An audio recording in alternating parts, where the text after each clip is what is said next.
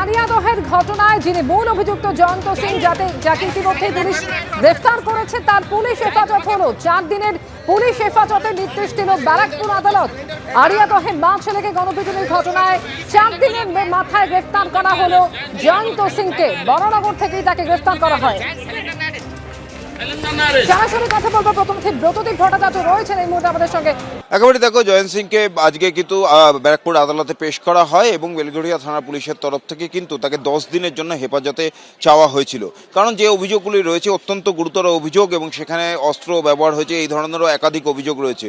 সেই সমস্ত অভিযোগের তদন্ত করার জন্য জয়ন্ত সিংকে জিজ্ঞাসাবাদের প্রয়োজন এবং সেই কারণে এবং বেশ কিছু তথ্য প্রমাণ রয়েছে যেগুলো সংগ্রহ করতে চায় পুলিশ।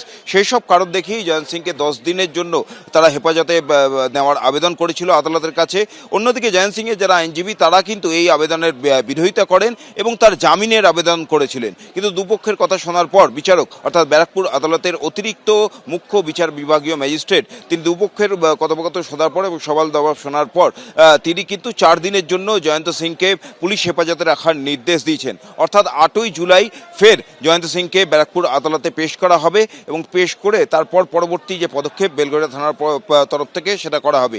ইতিমধ্যেই এর আগেও বেশ কয়েকজনকে কিন্তু পুলিশ গ্রেপ্তার করেছিল, তারাও কিন্তু পুলিশ হেফাজতে রয়েছে। এবং এই ঘটনার মূল যে অভিযুক্ত জয়ন্ত সিং বেশ কিছুদিন ধরে গা ঢাকা থাকার পর আজকে সকালে কিন্তু গ্রেপ্তার হলো এবং গ্রেপ্তার হওয়ার পর পুলিশ তাকে জিজ্ঞাসাবাদ করে এই ঘটনায় আর কারা কারা জড়িত এবং তার বিরুদ্ধে নানা যে অভিযোগ রয়েছে সেই সমস্ত অভিযোগগুলি খতিয়ে দেখবেন এবং তাকে জিজ্ঞাসাবাদ করে বাকি যারা রয়েছে এই ঘটনার সঙ্গে যুক্ত তাদের খোঁজেও তল্লাশি জানানো হবে, এমনটাই পুলিশ সূত্রে খবর। 8ই জুলাই জয়ন্ত সিংকে ফের আদালতে পেশ করা হবে, তবে পুলিশ সূত্রে খবর তাকে দ্বিতীয়বার ফের আবার তাদের হেফাজতে নেওয়ার জন্য আবেদন জানানো হতে পারে। 4 দিন ফেরার থাকার পর অবশেষে মদন মিত্র ঘনিষ্ঠ জয়ন্ত সিং তাকে গ্রেফতার করলো পুলিশ। গত 4 দিন ধরে এই জয়ন্ত সিং এর খোঁজ পাওয়া যাচ্ছিল না, যদিও এর আগে আরিয়াদহের ঘটনায় আরো 8 জনকে পুলিশ গ্রেফতার করে। আরিয়াদহে মা ছেলেকে গণপিটুনির ঘটনা আর সেই ঘটনার 4 দিনের মাথায় গ্রেফতার করা হলো মূল অভিযুক্ত জয়ন্ত। এই 4 দিন সে উত্তরবঙ্গে গা ঢাকা দিয়েছিল এমনই পুলিশ সূত্রে খবর।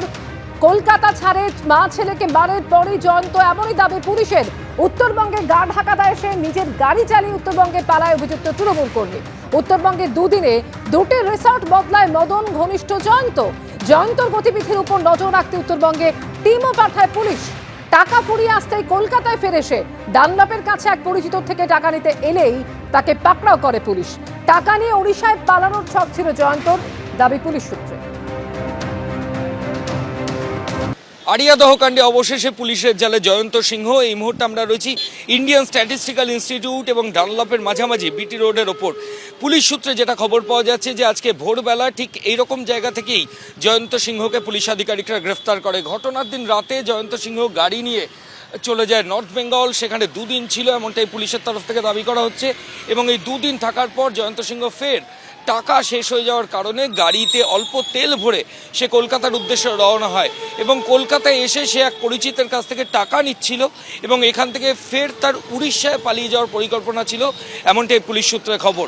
পুলিশ আধিকারিকরা গোপন সূত্রে খবর পেয়ে মোবাইলের টাওয়ার লোকেশন এবং অন্যান্য তথ্য প্রমাণের ভিত্তিতে ইন্ডিয়ান স্ট্যাটিস্টিক্যাল ইনস্টিটিউট এবং ডানলপের কাছাকাছি ঠিক এই জায়গা থেকেই অভিযুক্ত জয়ন্ত সিংহকে গ্রেফতার করে। তার বিরুদ্ধে খুনের চেষ্টা, গুরুতর আঘাত সহ একাধিক অভিযোগে মামলা রুজু হয়েছে।